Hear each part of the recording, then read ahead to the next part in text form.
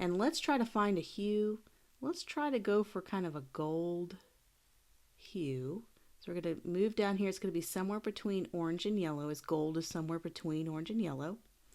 And we're going to add a little bit of darkness to it, but a little bit of gray. This is kind of how you find gold. So right about here. So you notice it's got a little gray, little white, little black. So it's got a little tone, tint, shade all in there. So it's kind of got this richness to it. It's got, if you look at the CMYK here, you can see it's got a little bit of everything. It's kind of got a nice equal ink. So that's how you kind of get those more neutral colors, is there's not one color that's dominant over the other. They kind of all have a little bit of the different inks. So let's go ahead and click OK. That's a nice gold color that we picked right away. And let's build everything off of this. So what we can do, let's do what we did before. Add a little lightness. Just adding different, let's do an off-white. This can go a little darker, so let's get our base hue, and let's go a little darker.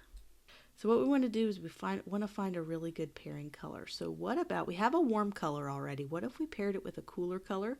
What if we kind of got a blue, but let's do the same thing we did with the gold and add a little bit of gray, a little bit of white, so we're kind of staying in the center here, just like we did before. So both colors will have a similar profile where they have a little gray, white, and black. So let's click on OK. So we have this nice kind of royal purple color, and we can do different various shades of this and tints. And like before, we don't have to use all of these in our main color palette. It's great to have secondary colors and options and off-whites that we can use. So you can see how we can start to build a really nice color palette. So let's say we want to kind of stay softer, maybe eliminate these last two. Maybe we make that a little softer, but still darker. There we go. So now we kind of have this nice softer color palette. And what's great about Adobe Illustrator, and you'll learn a lot about this when we focus on software, is I'm going to select this whole bottom row. And let's say I'm not very happy with purple and gold. Let's say I want to do gray. I can go up to Edit, Edit Colors, and I'm just going to convert to grayscale. And then now we have kind of a grayscale with the gold.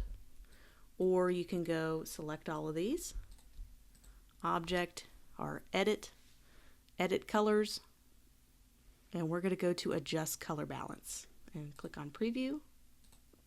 And you can kind of try out some different colors just to kind of see what could go really well. And as I'm adding a little green to the blue, just a little bit, not much, I'm getting this wonderful blue softness here, and don't really like that color, but that's okay because we can drag this one over and take that color and add a little white to it. There we go. So that could be another really wonderful, soft, kind of elegant, high-end color palette. So different from that super high contrast, bright, vivid color palette. And you can repeat this over and over. So we have kind of these two base hues.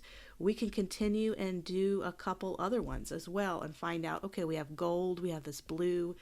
We can double click here and find out what would go really well with here. I mean, obviously pink would probably not be a good pairing with that.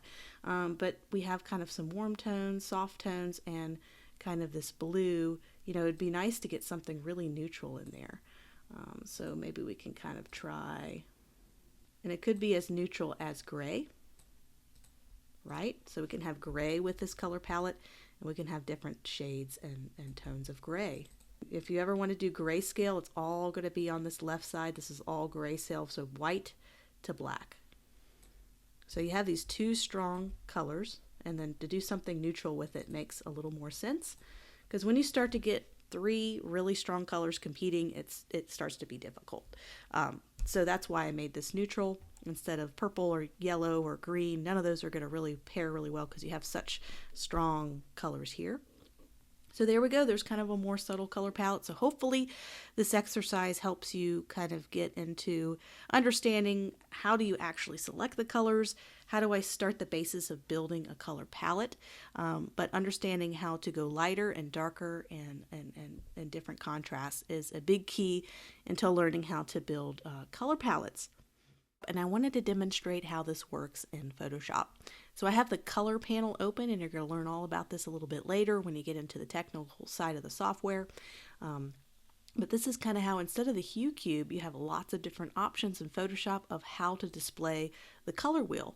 So here's the hue cube. This is what we did in Adobe Illustrator, so this will look very familiar to you. We just did all this, but you can also go down to the classic color wheel, and they just recently revamped this. Adobe has changed this in the last couple years, and now you have this triangle. So same thing with the hue cube. We're adding white, tint, shade, black, pure hue to the right, and then you can change your hue by going around the color wheel. So this is just a really nice, handy color picker. You're going to also see this in Affinity Designer and Affinity Photo. They have a very similar triangle color wheel selection. Of course, there's grayscale slider. We can pick a color and do the grayscale. There's a lot of different options here to explore, but I mostly use the hue cube and the color wheel. Those are going to be the two that we're going to use the most in graphic design and in design projects. But I wanted to show you that as an option. You can always change that in Adobe Photoshop or Affinity Designer or Affinity Photo.